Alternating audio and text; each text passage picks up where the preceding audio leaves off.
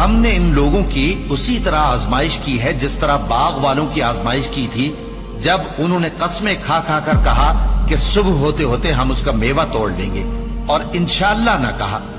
سو وہ ابھی سو ہی رہے تھے کہ تمہارے پروردگار کی طرف سے راتوں رات اس پر ایک آفت پھر گئی تو وہ ایسا ہو گیا جیسے کٹی ہوئی کھیتی. پھر جب صبح ہوئی تو وہ لوگ ایک دوسرے کو پکارنے لگے کہ اگر تم کو کاٹنا ہے تو اپنی کھیتی پر سویرے ہی جا پہنچو. سو وہ چل پڑے اور آپس میں چپ کے کہتے جاتے تھے کہ آج وہاں تمہارے پاس کوئی فقیر نہ آنے پائے، اور کوشش کے ساتھ سویرے ہی جا پہنچے گویا پیداوار پر قادر ہیں. پھر جب انہوں نے باغ کو دیکھا تو ویران، کہنے لگے کہ ہم رستہ بھول گئے ہیں. نہیں بلکہ ہم بے نصیب ہو گئے. ایک جو ان میں سمجھدار تھا بولا، کیا میں نے تم سے نہیں کہا تھا کہ تم تسبیح کیوں نہیں کرتے؟ دوسرے کہنے لگے کہ ہمارا